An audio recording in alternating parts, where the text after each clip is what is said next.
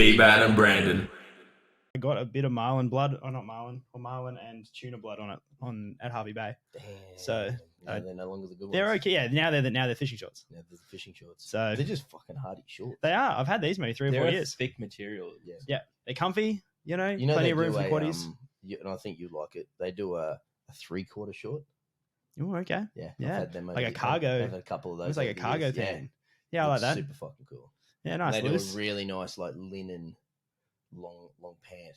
And I like linen top as well. Yeah. Oh, see, that's I rate tasty. the linen. It's but got I a don't- boat feel to it as well. Yeah. I don't know if I haven't seen a 3/4 length pant.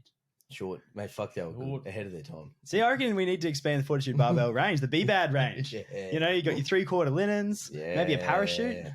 You know, Yeah. like the stringlet. There's Yeah, all sorts well, of stuff. Stringlet we want definitely. What The about stringlet needs to come. I'm thinking some sort of like maybe open front. You know, almost like cardigan-esque, but like not over the top or something. Like just a, you know, just that. just let it Jurgen does flow. the cardigan. Just let it flow with the linen pants. Yeah. Did you ever do the done. turtleneck? I've done a Ooh. skivvy. You done a skivvy? Yeah. Really? Bring it back. I've never had a skivvy. Yeah, you haven't lived. Okay. Get a skivvy. Yeah, okay. Skivvies were, I remember fucking being young, having to wear one. Yeah. Mum like, it's cold outside. Put your skivvy on. I like the Under Armour long sleeve stuff Yeah. because it's like when it's hot, it keeps you nice and cool. Mm. You can sweat in it. It's all right. I sweat constantly. Yeah, you so sweat a bit. I sweat a bit. Yeah. Yeah, you're a sweating. liter an hour when I'm exercising. I figured out. We are sweaters, that's for sure. Is it a big guy thing? Is it? I don't think I'm as sweaty as you. And we're You're similar-ish body weights. You've got a bit on me. I've got a couple of kilos on you. How much do you weigh? Like 114, 115. How much do Yeah. you weigh? 118 today after gastro. I promised Jimmy I'd get that 2 kilos back tomorrow, so should be 120 again tomorrow, hopefully. That's a So I'm lot gonna of push water. down. I think I'm good at about 108. So I've come down 118, maybe like 112, 113 now. You don't want to be less than 110. Too tall. Well, it's more muscle at 110 would be nice. Exactly right. Yeah, just lean it down. More muscle at any weight is always Always more great. muscle. Yeah. It's the perpetual. It's like the Does anyone ever The holy complain they've got grail. too much?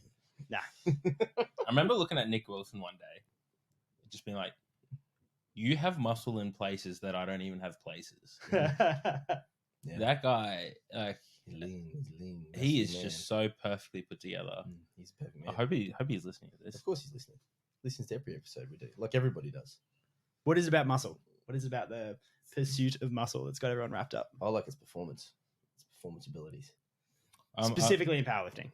That's a very niche market. There's a lot of people out there just training at the I gym. think I who like have it no from interest the. in powerlifting. Yeah, I like it that's from so the disappointing. performance aspect. Yeah. it It's is. so disappointing. Yeah. They just want these muscles to look good. But that's the thing, It's right? so Like, boring. I'm on the fence with both. I like Oh. the idea of the performance benefit, but then also, I mean, I like to look good naked. like the aesthetic. Yeah. Yeah.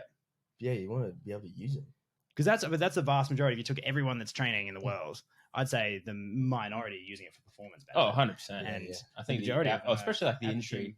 you know, majority of the industry, 90% of the industry is based off how many people can look good. Yeah. How can I All make you show, look better? no go. Yeah.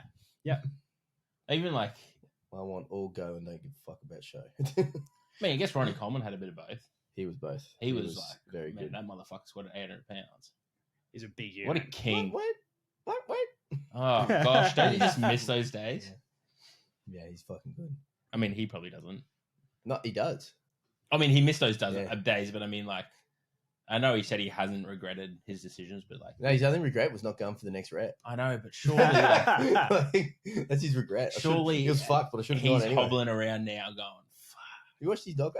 Yeah, but like, there's a point where your kids are growing up. Surely you look, I can't run around with them. That's got to get you. That you can't tell me. See, you got to be able to run. I think you got to be the whole picture. You know?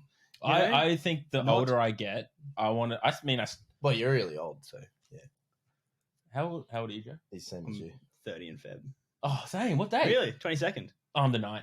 Ah, you're older than me, you old man. Oh, dude, I feel it. Trust me, my knees feel it. It's a good month, February. Try going to start training, dude. Yeah, My you- knees felt it, and then I went to start training. I was like, it turns out I'm not old. I was getting on and off the floor, right? And it was like I was doing a good training run. I was pushing for a 200 squat, which has been a goal for a long time. My squat's been rubbish for as long as I've been training. And You then okay, I started Yeah, getting it's off real the good. floor, and I was like, oh, my knees are hurting. Like every time I get onto the floor, I was playing with my little niece and nephew. I was like, I must be. It's just everyone says you get to like 30, you start getting on. I'm like, well, this is it. I'm a couple months out. And like my knees are hurting. Over 6 months, it's getting worse to the point where I'm like, I'm not getting on the floor. You know, like I don't really want to get on the floor. Getting up in the morning, can't bend my knee all the way. I'm like, this is maybe potentially not 30-year-old knee. This is maybe a thing. Yeah. Right? Like I can only bend my knee like 15 degrees, 20 degrees. Like, oh, maybe I'll see someone. So I went down to Pegler and Did he laugh at you? yeah, he laughed. When he said to start with, he's like, you don't have an ACL. I'm like, what do you mean I don't have an ACL? He's like, this knee, if there's an ACL there, it's not doing anything. You completely stretched it out. I was like, no. I did a partial when I was a kid. He's like, well, did they take 2 MRIs or 1 MRI? Like, just 1 MRI. He's like, oh, we always take 2 now because we missed like 50% of ACL tears. How crazy is it though? That sorry, this is another topic. You go. And he's so and like I'm physio. You did a Lockman's on me. I'm like, yeah, but I see where you're coming from. I've never done a Lockman's on myself, but yeah, that's an inch and a half of play, right? And he's like, well, you can't do your ACL again. That's good. I'm like, cool. And then like the Pegler mind just went, okay, so you're compensating on that leg, which means you're overusing your adductors, which means you've got a weak glute here, which means you've got a weak glute on the other side, which means you're overusing your adductor on that side, and that's pulling on your knee funny, and now you got knee pain. And I went, well, that's a long bow to draw, but I just kind of put it here. Pegler. Did you guys watch the medical show House? Yeah. He's 100%. House, just with less arsehole.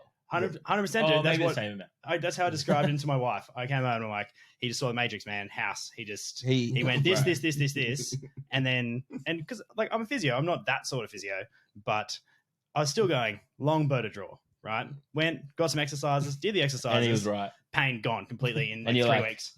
I couldn't bend my knee more than like 15 degrees. actually just met Jesus. Yeah, I was like, oh, that's very cool. Exercise therapy. Turns out there's something to it, man. Yeah. Crazy world. I think there was some degree I could do to learn about that. Hey? Was your physio background? Good segue Yeah, I to worked as a ask. physio. Yeah. You were?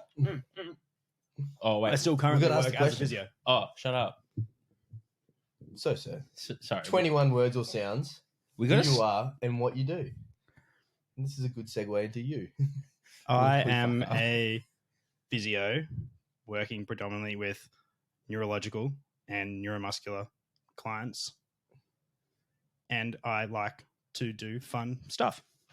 I just want to point out to everyone, obviously, majority of you are listening, he counted his own words, and I'd be really appreciated for every future guest. Yeah, Because catch your it takes the pressure off me. Yeah, Because I got the can't pressure. count. But You know what you're going to use. okay, so you're a physio in that space. It's very And- niche. Yeah, you like neuromuscular and neurological. Neurological, yeah. That's super niche. So did you go through the Bachelor of Physiotherapy and then have to specialize? So I did undergrad physio, just like everyone Yeah. else. Then I started working in a hospital. Mhm. And I did my standard hospital rotation, so ortho, neuro, cardio resp, surgical, respiratory, all that sort of stuff. And then I liked rehab specifically, so spinal cord injury, stroke, amputee, all that sort of Very complex things. interesting. It's everything that is complex and difficult kind of gets drained down into a small pool, and then they give them to us when they're well enough to do the fun stuff. Yep. So before that, like you might have someone in the ICU and they've got heaps of interesting stuff going on, but they're on inotropes and they can't get out of bed or they pass out, and Yeah. you can't really do much with them. And when you can just take them for a walk on a frame, and then they're exhausted, you put them back to bed. You do that every day for a week, and then they can go to the other ward and you can get them out of bed. You can walk them further on a slightly smaller frame, and then when they can walk and they can get to the bathroom by themselves, whatever, they take them to rehab and they go teach them to live by themselves. And we go, cool. So we're going to do a mix of strengthening strategies and equipment to get these people back home doing what they can, shower themselves, cook a meal, dress themselves, be able to walk. Obviously, depending on their function beforehand, depends on what stage you want to get them to. So, ideally, if we can, we'll get someone on that return to work pathway or able to get community access or whatever. But it depends, I guess, how long they've been in hospital, how big the injury is, and how quickly it's likely to progress. But classic picture is we want to get them at least community ambulant, either in a wheelchair under their own power. We want to get them completing all their activities of daily living, all the stuff they have to do to look after themselves, or have something in place for them to be able to do that when they go out. So maybe some support workers, and we usually refer them on to then a community physio and community team, and they'll continue that pathway. So I did that I did a graduate certificate in rehabilitation and gerontology. So working with geriatrics Mhm. and rehab, because obviously that's a big population in the rehab. Yeah. And when I finished my graduate certificate, I was kind of like, I've been working at the hospital for, I don't know, 4 or 5 years at that point, and I'd gone part-time to do the uni. I went, maybe I should just get another job part-time, go see what else is out there. I've never had a huge interest in the musculoskeletal stuff, just because I think I was hospital-based. Yeah. You get so many interesting conditions that affect people's lives in such a big way that it's then difficult to turn your mind onto, okay, I really need to think about this elbow, or I really need to zone in on this shoulder. It's like I like doing the big holistic picture. So I looked around. I was just scrolling through Seek, and it was like musk job, and then muscular dystrophy. I was like, well, that's interesting. I don't know a lot about muscular dystrophy, but obviously in the rehab, they'll throw you whatever. So you get the curliest things that you've ever heard of. And often, like, it's not one thing, but it's, oh, he's got Parkinson's and he's fallen, he's broken his hip. And then while he was in hospital, he had a chest infection. And then he had a perforated lung. And then he had a heart attack. Yeah. And then after the end of all that, You they got it. turf him back to you and they go, look, he's lost 25 kilos since he's been in there. He's on all these drugs. We're not really sure what they're doing to him, but see what you can do. Good And luck. so, yeah. So I was like, well, if you can figure that out, I can probably figure out this muscular dystrophy thing. So I called them and I said, look, I don't know what you're looking for, but like, I think I could probably get my head around this. Yeah. Are you interested? And they went, yeah, apply, come in for an interview. So I did. And I did a lot of reading on Google about what muscular dystrophy was beforehand. That was pretty much all of my experience. And then I got the job and started treating in a very small team that covers a very large population of people in a big area for muscular dystrophy Queensland. Yeah.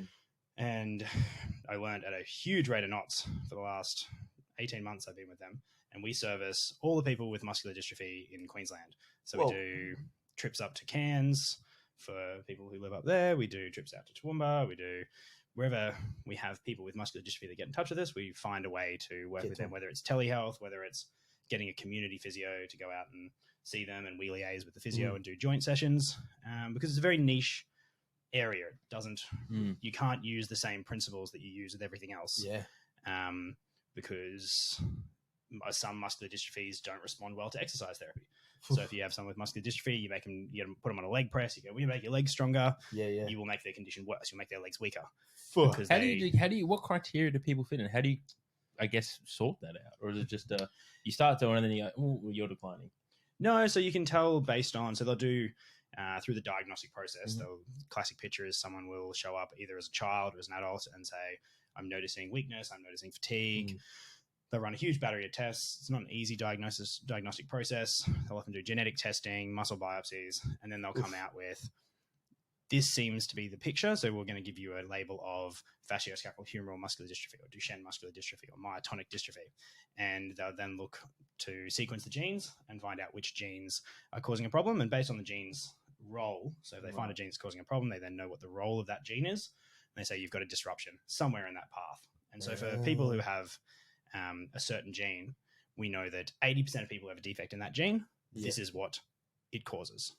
Gotcha. This is where in the process it's caused. So there's still some inaccuracy in that process, but generally you can go, okay, you're a classic example of this condition, or you're an unclassic but still within the field of what we know example of this condition. So for instance, one of the big ones is Duchenne muscular dystrophy, which is 1 in 3,000 live male births. And that usually becomes apparent sometimes in the first 3 years of life. And the child will start walking on his toes, or he'll be slow to crawl, slow to walk. They'll do some testing. They'll find it. And that child won't create, either will create less of or won't create at all, a protein called dystrophin.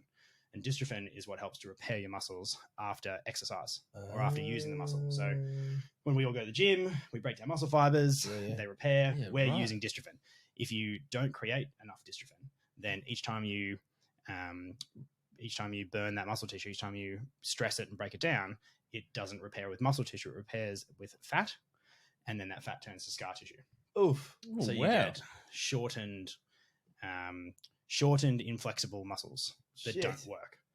Right. And it comes with a few different syndrome things. Obviously, it still affects your heart, affects your lungs, affects eyes, everything else. But yeah, it's interesting, man. So that's our biggest cohort. And then after that is myotonic dystrophy, and they can repair muscles, but have problems releasing their muscles after activity. So if they do a high intensity squeeze of their hand, they can't physically undo that. They have to prise it apart with the other hand. And that can happen just with their hands, or it can happen for their whole body. It varies a lot. And it also comes with weakness and fatigue and sometimes cognitive impairments. There's a whole syndrome around it. So I tend to work with them and do whatever needs doing for them. How do you I guess work with them in the sense that, like, is it possible for those symptoms to lessen? Maybe. So it's not a well-studied area with myotonic dystrophy. There's some studies to suggest that exercise is helpful. And we know with muscles generally, healthy muscles are better than unhealthy muscles. What keeps a muscle healthy? Sleep, nutrition, and activity. So we need to exercise to some degree. Now, there's a systematic review where they looked at exercise and myotonic dystrophy, and they said, does it help? And they concluded no. But this sort of exercise they were doing in the study was not what I would consider resistance exercise. It's body weight squats, it's calf raises, it's that sort of stuff. We're not talking about resistance exercise like most people who do resistance exercise would do. Actually, against some sort of resistance external to the body. There's some smaller, lower quality studies that have used higher reps and higher weights, and they've got some good results. And anecdotally, I've found that most of the people I talk to who exercise are significantly more functional. Now, is that because if you're more functional, you can exercise, or is that because exercise keeps you more functional? We don't know. Then there's drugs and strategies and that sort of stuff. So you can take some, say, central nervous system down regulators that mean that when you contract a muscle, it doesn't contract as hard, and therefore it's easier to release your hand or foot or whatever is causing the problems. But there's 90 muscular dystrophies. So there's 90. A different. You said 90 something, 90. Jeez, and then, and each one has their own like rules in which you can play with them. Essentially. There's groups. There's certainly groups, and there's big ones like our largest cohorts. There's about 5 or 6 muscular dystrophies that make up 90% of what we do. But there's a lot of little ones that you don't hear about very often, and they don't have anywhere else to go to get therapy. So we are there for them. So they come to us and we go, look, this isn't common. It's not something that we know a lot about. We'll do the research. We'll do a lit review. We'll talk amongst the team. We'll talk about strategies. What other conditions are like this? What works for them? We'll come up with a plan, and we'll do what we can to implement that. So that's muscular dystrophy. And then I did that I've been doing it for 18 months now. And then at the start of 2022, what happened? I was working in the hospital in a job share arrangement. The person who I was sharing my job with went full time. And so I ended up doing weekends instead of job share. I had a couple of days free, and through various channels, I was offered a position at Restore Function Physio in Greenslopes doing a list of neurological patients. So I took that on as well. I went, that sounds interesting. I'll do that. So that's very rehab heavy. So most of what I would see in rehab in the hospital is that neurological caseload. So I see them in like a private practice outpatient setting, which is a bit more like your musculoskeletal stuff, but you don't tend to do ankles and shoulders, and you talk about a body in a big picture, and this is something that people live with. It's not something that they fix. So if you have generally speaking, if you have a large stroke, you will have symptoms for a long time. It'll be a long time stuff. And you will manage that as opposed to fix it. And so the treatment methodology is very different. It's much more holistic. It's much more, well, are you eating enough? Are you sleeping enough? Are you exercising? And then let's look at what we can do with your lifestyle to improve your condition. Because what we know from like neuroplasticity is that doing things a few times doesn't create any neuroplastic change. So we need to have 10,000 reps, that sort of thing. But no one is sitting down in a chronic condition that lasts years and years and years. Or certainly not most people are sitting down and doing 10,000 reps a day of whatever that activity is. Right. So we need to integrate it into people's lifestyles so that it's easier for them to do the rehab. So that's it. That's the jobs. Just the 3. You'd see some interesting people of very you do see. You see lots of interesting stuff. And it sounds very intense, I guess, but they're just people, and they just want to do the same as we do, like live as healthy as they can. They want to be able to play with their kids, work, enjoy themselves, leave the house, toilet themselves, whatever their challenge is. And generally, I would say they're significantly more motivated than the general public to do that, which is kind of the other reason that I enjoy neurological stuff over your musculoskeletal private practice stuff, because certainly not a lot of the studies show us that there's not a lot of carryover between what we tell people to do in musculoskeletal physio and what actually gets done. Whereas when you have someone when you have someone that needs one or two people to pull their pants down and help them to the toilet, and they're motivated. They're pretty motivated. They're going to spend the rest of the day trying to do that, and they're usually quite successful. And then everyone finds a point, I think, where, or a majority of them find a point where they are, while they would like more, they end up making it work for them, and they hit this chronic plateau.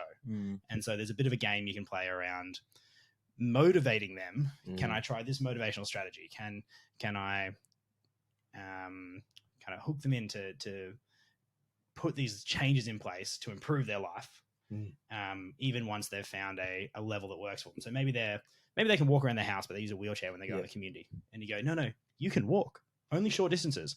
But if you really do walk often, if you just take that 5 meters and you do it, 10 times a day, and then you make it 6 meters, and in a year's time, you could walk to the shops. You could park the wheelchair in the cupboard and go, I'm going to use that if we go out for the day, But making that transition between a lifestyle that is comfortable but not ideal and a lifestyle that they could have if they worked for it is very difficult. So that's the other half of the game, is working with people, which I find quite Do you find it different, like, I guess, people who get diagnosed with, going back to muscular dystrophy, people who are diagnosed early on, because that's all they know, compared to people who are diagnosed... Huge. Yeah. So I have, my caseload is basically 50% pediatric with muscular dystrophy. Babies. Yeah. Oof, yeah. Ouch. It's very interesting because there's not... The junior burgers got me. There's not many conditions where children get better and then worse. So a classic pediatric condition is they have it from birth and they will get better as they get older or more able to do things as they develop, but not at the same rate that everyone else does. So they might still be wheelchair bound, or they might still be, only able to walk short distances, or they might still require a frame. But as they get older and you do therapy and that sort of stuff, hopefully they go from a big frame where they can only go from bed to chair to walking short distances, that sort of stuff. Not always, but generally they develop the same as kids, as everyone else develops. They learn to talk and they learn complex thought and they learn movement strategies for their body and they become more coordinated. So all this forms this picture of improvement.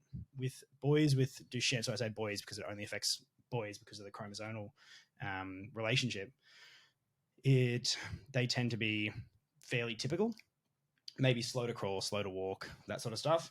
3 to 4, they'll maybe start being unhappy, being behavioral, walking on their toes, that sort of thing. So walking on their toes is a sign of quads weakness. You have quads weakness, your gastroc muscle in your calf connects above the knee. You tend to use your gastroc to control your knee instead of your quad muscle, which then is easier to do if you're in plantar flexion. So your toes pointing down, which you then walk in plantar flexion up on your toes to control your knee. So that's like an early warning sign. Some kids do it for no reason. Most kids that do it, you'll find some sort of kind of neurological or neuromuscular thing behind it. So they'll then toe walk.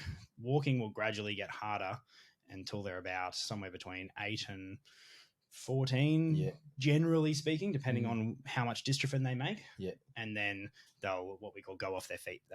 They'll gradually walk less and less. It'll get harder and harder, and they'll use a wheelchair more and more. So because sometimes, they have run and they have had this like really full experience of their body, and then they've gradually lost that. It's a particularly nasty disease. Like how do you split pediatric disease, by awfulness, but certainly it is quite a difficult. They've had that sense of being a normal kid almost. Yeah, totally. So and then they've just been taken away. They've made friends. Their friends still play soccer at lunchtime. They can't play soccer at lunchtime. That's done. Yeah, that's done. Certainly, going to the water park looks very different, and all those things that you kind of take for granted with kids. So particularly tough on the parents as a grieving process those parents go through. But that said, tough. the kids up to the point where those sort of nasty things happen and they're changing friendship groups, or they're fatigued and unable to do what they want to do, they're relatively happy. Because they don't, it's not a problem for them. They're not overshadowing it with what's the future going to bring. So the long term of Duchenne muscular dystrophy is a life limiting condition. Ouch. So in the past, the typical client, patient with Duchenne muscular dystrophy would pass away at somewhere between 17 and 22, 25. Yep. 25 used to be quite old these days, and that's even like 10 to 15 years ago. These days, there is potential to live well into your 30s, 40s, and sometimes even your 50s, based on use of like steroids, like a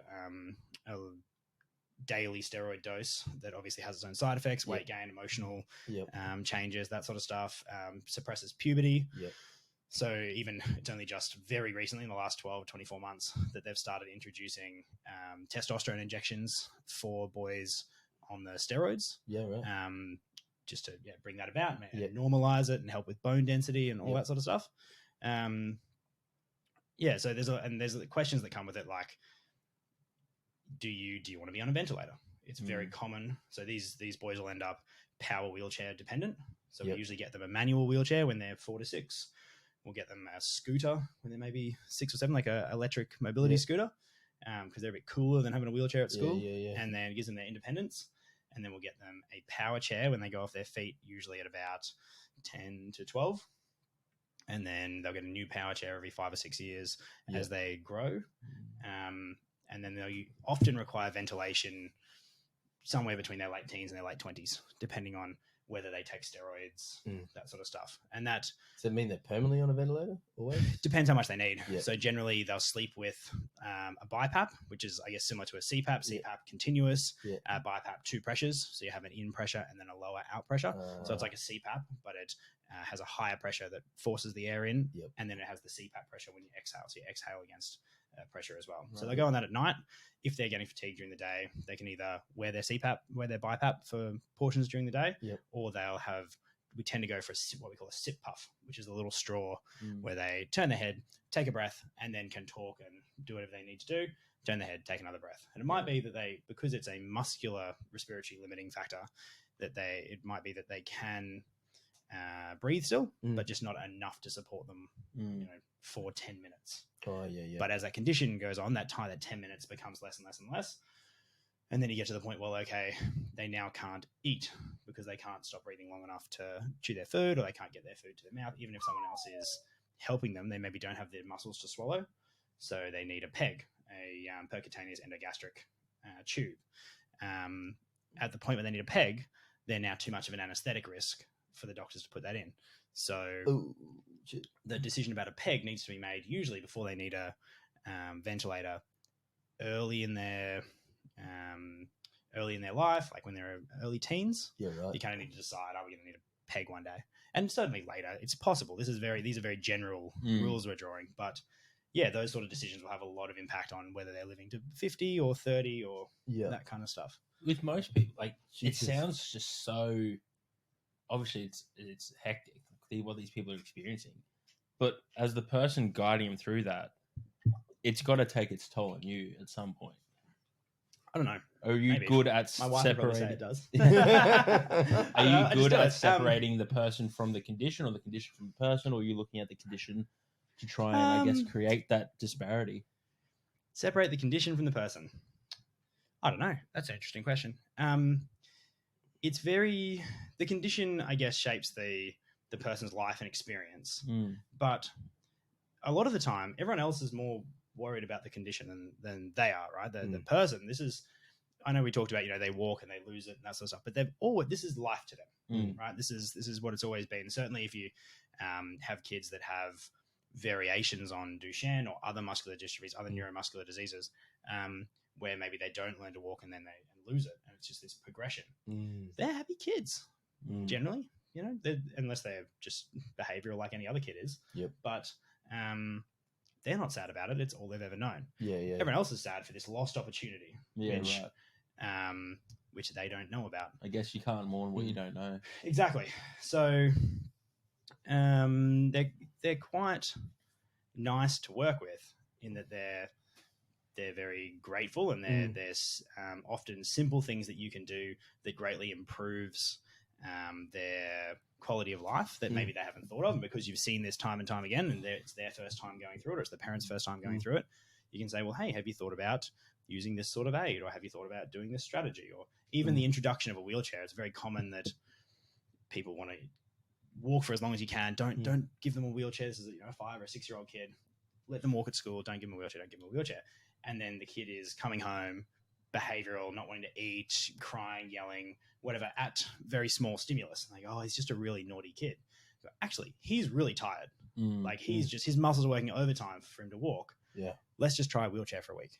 And they get this like lovely kid at the end of the day that's got energy and is happy and is interested and wants to read and wants to learn things. And it's a very different picture. It's just like a simple little bit of advice. So it's very nice from that point of view. Separating, I don't know. It was certainly hard in the hospital. It's hard. I found I probably haven't been doing the muscular dystrophy stuff long enough to really have seen a huge amount of progression in my caseload. Certainly some of because I've been there 18 months, the kids that I was seeing at the start, I'm seeing a significant progression of symptoms now, but I haven't followed anyone from healthy to wheelchair bound. Yeah, I guess it also is for like when you're in the hospital, it's a kind of, I don't want to say a quicker process, but you're more likely to see a result immediately, whereas you're seeing people now as correct me if I'm wrong, please, but you're more likely seeing people as an outpatient now who already have been dealt the hardest blows, and then you're kind of adding to it, or no? So certainly muscular dystrophy we see mostly will go to people's homes, and we're very much there alongside the parents and the child in the diagnostic process, and as they're like realizing that they got this diagnosis when the child was 3, they kept walking, they were playing around, they learned to run. They might have run a bit slower, but like the parents almost thinking this isn't as bad as everyone says, and then they start to go downhill, and that's when we really come in and kind of reassure and go, no, it's all okay, we've got things we can do for this, but yes, this is starting to get very real. The hospital, I think, is tougher on the therapists and staff emotionally because, one, it's very busy, right? A lot of people need healthcare, big caseload. They all need a lot because it's new, it's just happened, and that is more of they get a blow. They don't get this long-term, slowly degenerative thing. They get, I got up and I was dizzy and I had a headache and I went to the doctor and the doctor said you should go to the hospital, and the hospital scanned me and I have a brain tumor. And they're kind of in the process now of figuring out where I have like months or years before I can do that. Or maybe there's an operation that can turn months into years, but they're kind of dealing with that. And that's a very real situation that happens. Or they fell over at work and they didn't really know what happened, and then they woke up in the hospital and they've had a stroke, and it's likely that they're going to spend the next 2 to 5 years trying to get their arm and leg to work again, but unlikely that they're going to return to the level of activity that they were beforehand. So that you have these people that have these like big emotional things going on, and then that becomes harder as the therapist to engage them. So you spend a lot of time listening and trying to, but listening, but also trying to engage them because they only have so much time in hospital. So I work for a private hospital, so it's mostly driven by health funds. The health fund will only pay for so much time in rehab. We can push and recommend and argue and fight for more time, but we're talking about taking it from 2 or 3 weeks to 4 to 8 weeks, but not 6 months. Right. So I guess it, like a lot of what you're saying comes back down to it, and from what I'm seeing or hearing is like, kids can handle a little bit better because it is a more progressive thing, but also, as we said before, they don't know what they've lost to mourn. Whereas someone with those examples you just gave, they've come from very, they've had a life, something's happened, and then it's just all gone. Independence gone, freedom gone. Yeah. And I think certainly adults tend to think about the future more, extrapolate more. Yeah, 100%. They also, it comes down to, I think, expectations. So we know that dopamine is mediated based on your expectations, right? If someone says this is going to be really good, you have it, even if it's just as good, you don't enjoy it as much because you're expecting it to be really good. I think that's true with kids and adults, where if they haven't experienced independence and walking and that sort of thing, they can then have that sense of achievement throughout their life still, but it's just a different milestones. Right? They're still dressing themselves just looks different. It's not standing to do it, it's sitting, or it's doing it with assistance, or it's doing it with aids. But they still learn to do that, and they still feel just as proud of themselves as any kid that learns to dress themselves. Whereas adults, for some reason, I think we tend to go, oh, well done, you've dressed yourself. And they go, oh, but it took me took me 15 minutes. It should only take me, used to take me 2 minutes. It's like We go, well, but you're different now. Yeah. You have a different body. You have a different brain. You know, Everything functions a little different. Everything functions a little different. This is a huge step. This is independence. And yes, it takes 13 more minutes of your time. But let's remember, in the big picture, you can do this thing. And by the time you've done it for 2 years, it'll probably only take 6 minutes more of your time. But let's talk about this as a win. Funny how we they don't. A lot of adults don't. It's funny that we develop that negative bias as we grow up, as we grow older. Yeah, it's crazy. I don't know what I don't know if that's a societal thing. Like, do people all over the world do this? Is it Eastern society? Is it Western society? If you go to a little island in the Pacific where they don't use social media and they don't have a capitalistic society and they still grow their own veggies and eat their own fish. Do they do the same thing? Do they still get disappointed because it's not as good as they wanted? Yep. Maybe in that case, it's a human condition, not a societal condition.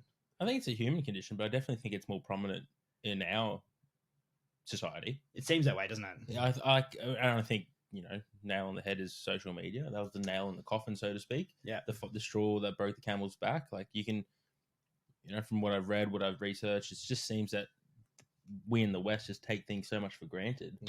Yeah, I mean, that ties in with that kind of expectation and dopaminergic drive as well, doesn't it? That you expect your life to look 100%. like it does other people's do on social media, and that drops your standing, resting, lifelong dopamine down a level. Maybe.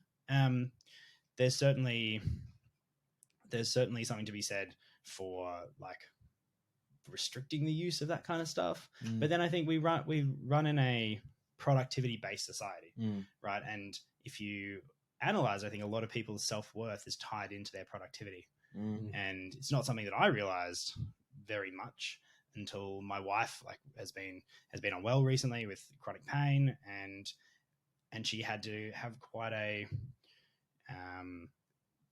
process of removing her identity around self-worth from her productivity as a person, because she couldn't do the amount of productive stuff that she did before because of her pain. And it's temporary. It's going to get better, but it's not it was prolonged. It was like 12 months. So that's something that I guess was a stimulus for me to look at my life and go, well, how much of my self-worth is revolves around that productivity? And it's a lot. And it's very difficult for us to incorporate people with disabilities into our society. If we're going to measure everyone by their absolute productivity, then that is not a fair measure for someone who's got a different ability. And productivity is great if you're the head of a capitalist society and you want all of your workers to earn you lots of money and do lots of things and make lots of stuff, and that is our measure of productivity.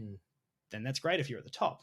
But if you're a worker, then it doesn't give you a lot of time for your personal goals. So it certainly seems to me that that's maybe overweighted in our society.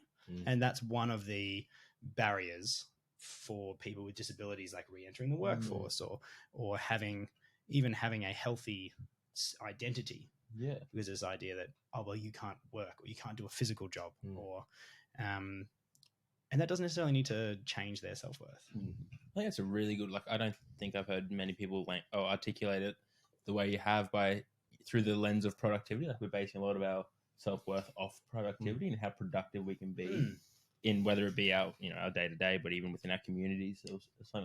I think it's just a different perspective that shines a light on why, everyone has their blueprint of what their life should look like. And then when it doesn't match it, I believe that's when a lot of depression can start to seep in. Yeah.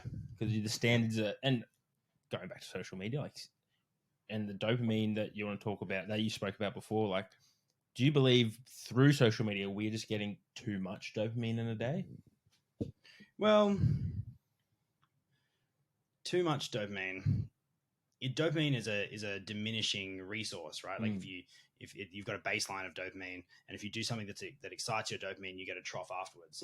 So it's probably a matter of having it spiked too often, and almost wearing out that dopamine drive, or needing a bigger stimulus to achieve the same dopamine that's a level, right? You need a bigger and bigger stimulus, and that's the way the brain works. It adapts.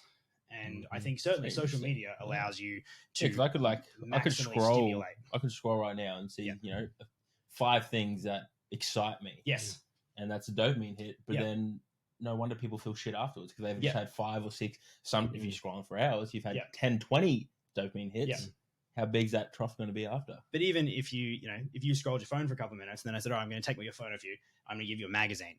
Read the magazine," and you're going to go, "Oh man, I don't feel like reading a magazine." You're not going to go, "I hate magazines." You're not going to go, "I can't do this," and you might not even go, "I'm not interested in it." But you're going to go, "I don't really. That's not really where I'm at right now." If I put you in a room for half an hour with nothing, and then I put a magazine in there, you're going to go, "Wicked! I have a magazine." Yeah, right. And because your stimulus is much lower, and even a magazine 20, 30 years ago is an example of scrollable, right? A magazine is all these little articles that before that used to have books, and you go read a book for 250, 500 pages. You're reading the same story. So then we go from a book to a magazine. All of a sudden you're more stimulated. And then from a magazine to a phone. A magazine to a phone is a huge jump, right? So I think the stimulus becomes greater. The stimulus that's required to excite the same amount of dopamine becomes greater. That's why things like camping are really nice, because you sit on a beach, you look at the waves, you go, I have very little incoming stimulus on a day-to-day basis. All of a sudden, things are more interesting. And that's, I guess, where we have problems with like developing kids and watching TV, because TV is designed to be stimulating. Attention economy. Yeah, it's designed to, you throw ads up, you're changing, there's lots of lights, there's lots of exactly. And that on a developing brain makes everything else very bland. You send a kid to school for 6 or 8 hours where he has to stare at a whiteboard that doesn't flash and doesn't change, and he comes home after school and watches 2 hours of TV. He's not going to want to go to school. He's not going to find it very interesting. And I think we can generalize that rule across a lot of things. 100%. I think it's a common thing. Like, I'm sure we see it as coaches as well. I mean, I know I see it as a coach, that people can't appreciate the little wins in a session because, as you said, the stimulus isn't as great. Just want that big PB, baby. And 100%. Like, comp day is such a big stimulus for them that going back to mundane training afterwards is not as exciting. Which we understand, but it's part of the process.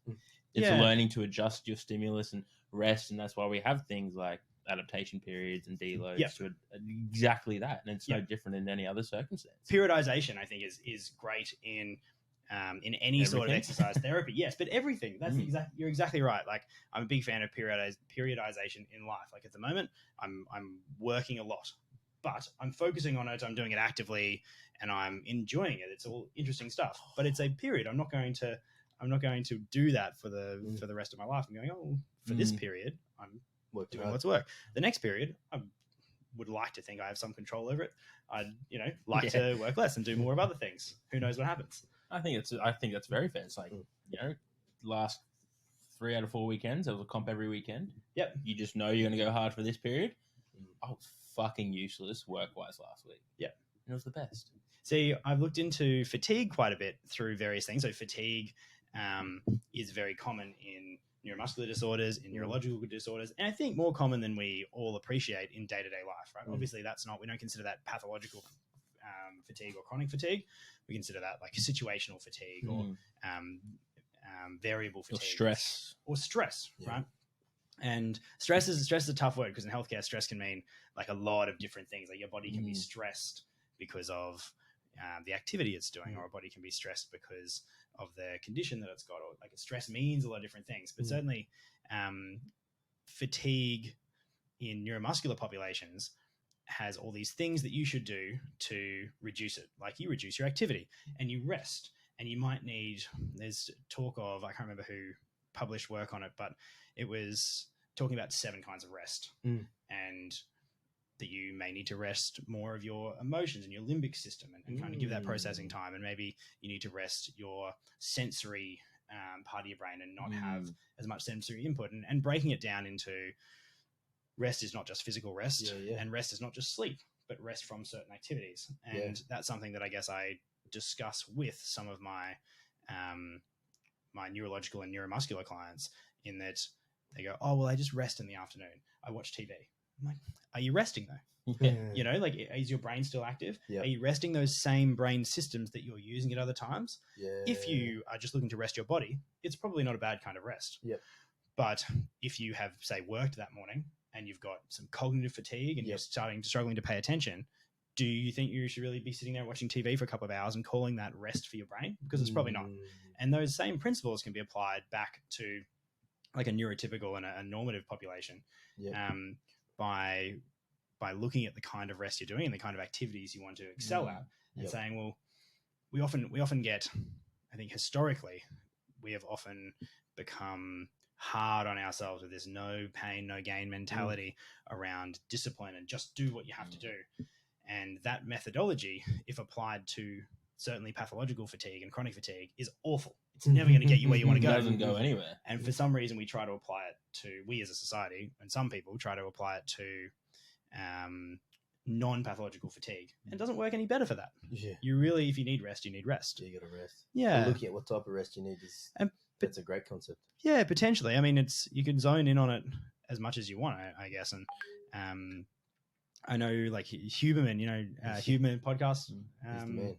He talks about like non-sleep deep rest, which is, I guess I would clarify, categorize that as sort of sensory rest, right? Yeah, and it's physical rest to a point as well. But my wife's a pediatric OT, and a lot of her work is around sensations and the way the brain interprets them, and how we can adapt our brain to interpreting different sensations. But these kids that she's working with who are adapting sensations, they need rest from sensation sometimes. Yeah. And they might have sensation preferences, and they might need to function well to feel a certain thing or to feel compression or to feel something tactile stimulating, and their brain will work better when they feel that, or they need to not feel that and they need soft and fluffy. And so it's not just a spectrum of, are you getting input or not getting input?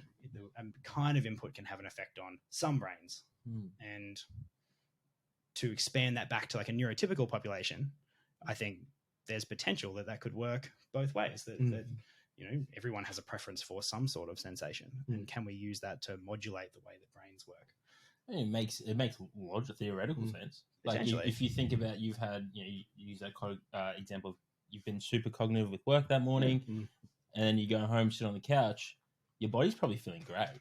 Yeah, but your brain's still cooking away. Maybe go use your body for a little bit. Yeah. Let your brain rest. Go do something that's so monotonous that you can just, your body will...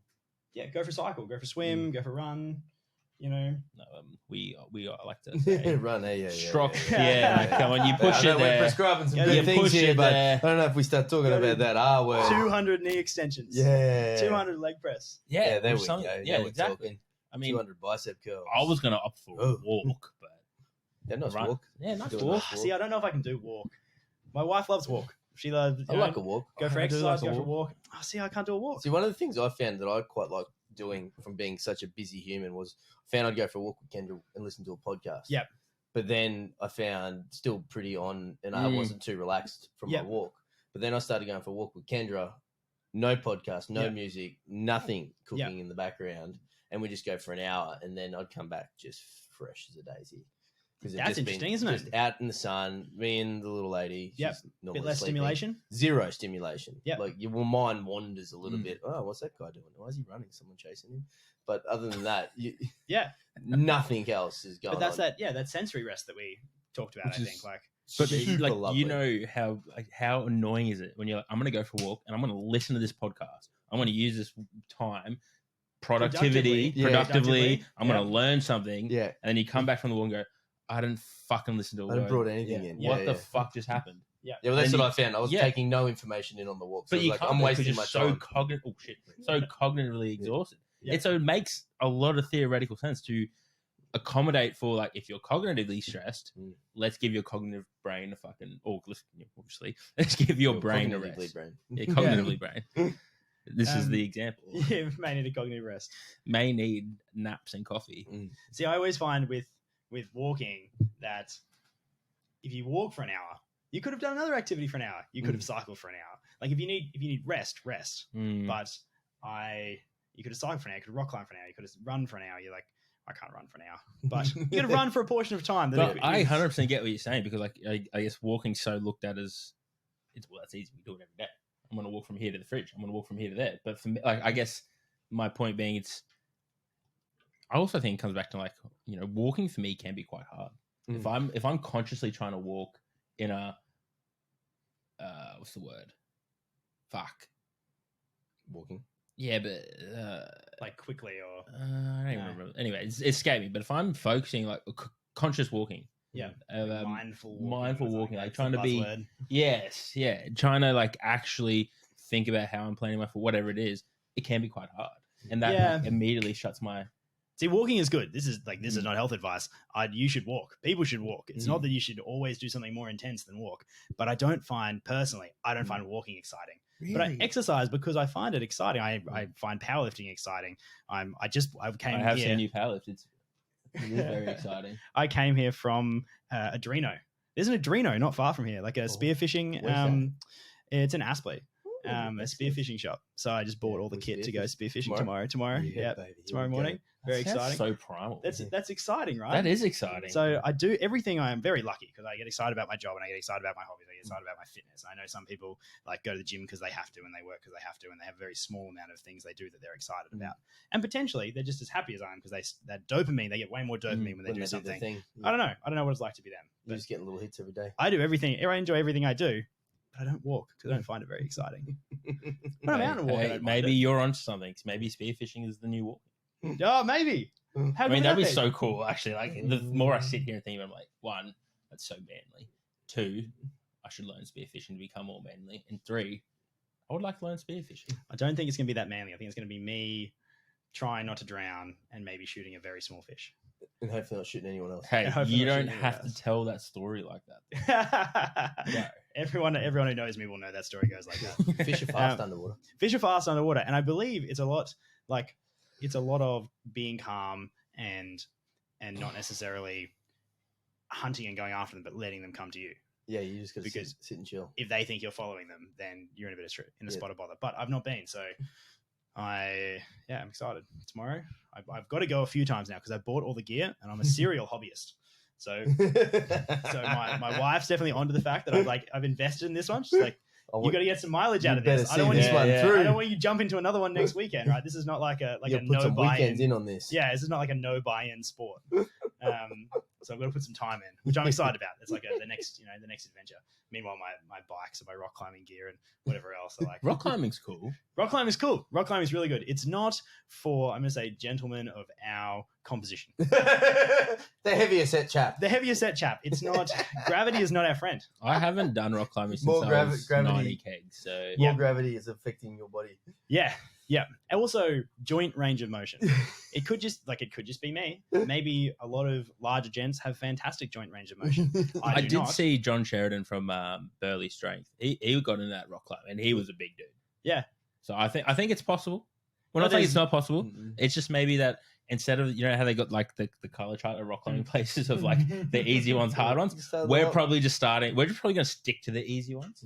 Oh, look, I was the first one out of my friend group to do a red. Anyone who climbs down at Milton will know a red's the start of being able to rock climb. Before that, you kind of like, everyone can do, if you're reasonably fit, you can do like up to a red's decent. It was a particularly easy red, I'm going to say, but it was red. It was red. Man, red is still red. I feel like I'm going to just walk out of this podcast with a whole bunch of new hobbies that I want to do. Rocks and hobbies fish hobbies are good, dude. I love hobbies. Hobbies are a must. Many hobbies. Yeah. For short, intense periods. I've got a voucher for like V8 supercar driving. Oh, yeah. That's fun. See that I'm really scared to go. You driving it or are they driving you? I'm driving it. That's fun. I've done that. See, like then I think I'm going to get addicted. It's fun. See, then I don't know because there's also a barrier to entry, right? Which is you have to buy a V8 supercar to do that. Or you have to buy some sort of car to the track. Look, hey, don't tempt me, boys. Don't tempt me. The bigger the barrier to entry, the more you have to enjoy it, right? So, like, I did medieval MMA after deadlift comp. We had the medieval. Really? Yeah. The medieval MMA guys came around to do a show, and I thought it was the coolest thing. Oh yeah, I was there. Yeah, there was sparks flying off their helmets and stuff. Like, it was just the best thing. And so next week I rocked up. And I was like, guys, teach me how to do this. And they put the suit of armor on me, and I had some fun. I had a great time. Trained for a bit. It's wicked. Highly recommend. But then they said, well, you got to get a suit. Yeah, and I was like, what's a suit worth? They're like, $2,000 to $5,000. I'm like, geez, it's a lot like kickboxing, but kickboxing cost me like $100. I get a pair of gloves, I get a pair of shins, and that's it. So that's tough to say because you've only got it's opportunity cost, right? You've only got so much time, money, energy that you can put towards this stuff. I was like, I don't know if I need a suit of armor sitting there so that I can occasionally do wouldn't it. put it past you to come in on a Monday and say, you would not believe what I bought. Yeah, it's it was close. It was very close. It's like the you can wife. just, you can just buy like a couple of bits and pieces of the suit of armor. It's Start like, with a helmet. But I also don't feel like you're a guy that could just buy a couple of bits and pieces. I feel like you're an all or nothing. yeah, it's kind of that. Yeah, Yeah. 100%. Like it. You get one piece and you're like, fuck, now I got to get the other piece. Yeah, But I can't have this without that. There's something about being kitted up, right? Oh. It's nice when you get like you've got your kit that you go and do stuff with. You're rock climbing, you got your chalk, and you got your harness, and you got your shoes. You and it to yourself. yeah, got the bits, got the nice bits, and you've looked at the shoes, and you're like, I particularly want these shoes because they do this thing. And like spearfishing, I just went and picked up all my spearfishing gear, and I'm like, I've got a bunch of knives at home, but I don't have a spearfishing knife. Maybe I need a spearfishing knife. Need a different knife. Need a different knife. You got a weight belt? I got a weight belt now. I just bought one. Yep, bought a weight belt. Got a float, so I don't get run over by a boat. Oh, so it's above you. Yeah, sits above you. And also, that's a good tip. When I spear a large fish, you attach this float line to the gun, so you can let the gun go. And because maybe you're at the end of your breath, and you go, well, I can't hold on to this gun because this fish is going to drown me. So you put a float line on, so you can actually go over to the float and pull the fish up. And you can get some oxygen. And you can go up and breathe. Yeah, breathing is important. Well, we went to Fraser Island recently. Just though we're not onto Fraser, but we hired a catamaran up and down Harvey Bay near Fraser, and I jumped in the water. I had spearfishing in my head. I actually bought the spear gun to take on the trip and thought, if I don't catch any fish on the line, I'm going in after them. Just right. I'm taking the fight to them. I'm like hanging out the back of the catamaran with the spear gun, being like, all right, we can do this two ways. There's an easy way or there's a hard way, but I'm getting some fish, right? Because I've been a wildly unsuccessful fisherman for my entire life. And I was like, that ends now. So I rocked up with like the marlin rod and the big gear and like everything's twice as heavy as I need it to be because I'm not getting broken off, And so I had all the spearfishing gear. I was like, I'll just jump in and see how I go. And so I've been doing some breath holds at home and sitting in a chair with my eyes closed, concentrating. I can hold my breath for almost 2 minutes. I was like, that's not bad. Swimming, it is much, much shorter. And after swimming down and then swimming up and waiting a minute and still being short of breath and going, well, am I going to dive again? It is very, very short because you do dive again and you're like, now I'm holding my breath for like 10 seconds. I'm getting to the bottom and I'm like, I got to go back up. That's so because there's a lot of training that needs to be done. First good one. And first one's not too bad. And then the second one. Yeah. So diminishing return. I'm hoping that the weight belt means I can like sink down a little bit more. Yeah. And then like, so I'm not swimming down. Yeah. And then I can just be chill, know? So that's my theory. We'll see. I'll let you know how it goes. Podcast 2. Podcast 2. Spearfishing episode. Does he survive? Yeah. Yeah. Look, it's like, certainly there's a risk. I would say low risk of death. Yeah, I'm going in a river too. Yeah. So I'm going to go down, I think maybe Tweed River. Yep. So we don't like having it. It's only bull sharks really in that one you got to worry about. Yeah. Bull sharks, like, I think they're only a problem if they're like big-ish, They're taking chunks. Yeah. Yeah. Actually, That's the majority I think the majority of shark attacks are by bull sharks. Ooh, yeah. They're grumpy. They are. They're quite aggressive. Yeah. But only 18% of shark attacks are fatal. Oh, that's all right. Yeah, that's 80% sweet. Because I looked 88 too. Sorry. Right, I did uni physio as a health science degree. In health science, I like science. I went, you know what? I'm not going to stress about the sharks. I'm going to go look up the stats. Sharks, very unlikely that you get killed by a shark. Very unlikely you get attacked by a shark. But if you do get attacked by a shark, then again, still 1 in 5, unlikely. You survive. Yeah, right. Wow. Shallow water blackout, much bigger risk. Big problems. Yeah, majority of spear fishermen that die shallow water blackout. So that's when you run out of air and pass out. And so I think something funky happens with your lungs. As you pressurize and you go down deeper, more of your oxygen gets absorbed into your bloodstream. Yep. Then as you depressurize, I don't know exactly what happens biochemically, but essentially the opposite happens, I think, and you lose a little bit of oxygen out of your blood back into your lungs, and that's not good for staying awake. And then obviously you don't need to be very far underwater, as in underwater at all. If you black out, you're a goner. So that's why they say you don't spearfish alone. Yeah. So now I have to convince one of my friends to come spearfishing with me, and for some reason they think it's not a good idea. When I say, "Hey man, can you come spearfishing with me in case I pass out? I don't want to die." They go, maybe don't open with that. Maybe don't open with that. Maybe that's the problem. Yeah. Maybe that's the problem. I think that could be, but I think it's time now to get. I mean, we pretty much did just get a really good look at the man behind Joe Nolan, but. Well, we got 10 questions for you. 10 questions. All right, hit me. Yeah. They're quick. What do we got? They were supposed to be quick, but they're very deep. They're deep thinking. We said fast. Like They originally started fast, but yeah, there's a question. I remember here when they that- started fast. Yeah, and now they're just like I have a lot of fun finding and creating. they're very Okay. thought provoking. Okay, I like this. I like thought-provoking questions. It's exciting. You're Neo in the Matrix. You can have the red pill and find out the truth, or the blue That's what I mean. blue pill and continue not knowing. Oh, no. Sick. You don't want to know.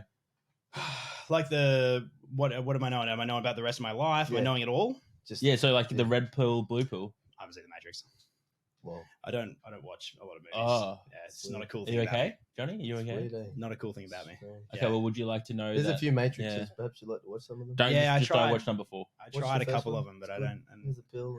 And all of a sudden he wakes up, he realizes he has a realization when he has the red pill that the Matrix exists and it's Yeah. real, and then he's in there. But if he took the blue pill, he would never know about the Matrix, and he just continue his existence in it.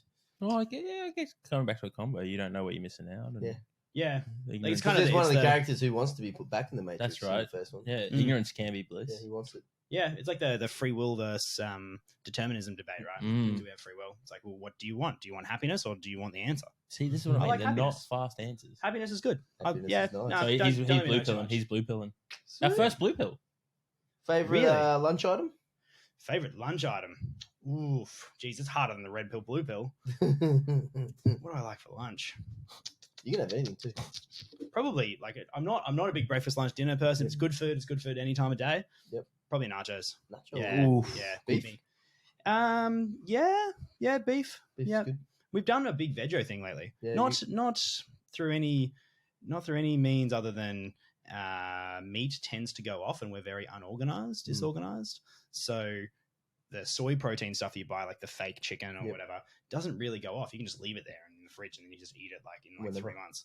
So I think I haven't checked the expiry dates. Don't say that I said to do That is not All of health a sudden, advice. that's got an expiry date. You didn't but, realize. but that's what we do, and it works quite well. So we've been doing that. But yeah, I think beef would still be my go-to if it was on a menu. Yeah. Someone's like, "Do you want to?" Mind you, Guzman Gomez veggie nachos, Good. definitely the best. Definitely the best. Have you tried You heard it? it here No, I can't first. say I Don't have. knock it till you try it. It's even if I get meat, I get the vegetables as well. Saute veg. That's where the flavor is. Give Yeah. that a spin. What movie setting would you like to live in? Oh, Harry Potter. I'm a huge Harry Potter Yeah, fan. that's a good one. Yeah, wild Yeah. time. Yeah, I think so. I like the idea of Like the Harry Potter or like the Grindelwald kind of setting. yeah, probably the Harry. Give me Yeah. the school. Give me Yeah. the school. Yeah. I like the idea that you can work at something and you can get better at it, which is kind of what we're all doing anyway, Yeah. right? You know, doing like gym and learning and stuff. But I like that idea, but with magic. Mm. I wouldn't want to live in a Harry Potter where they go, "You're good at magic, you're not good at magic," and that's just genetics. That's Yeah. a very different scenario. Yeah, that's no fun. Best advice you've been given? Best advice.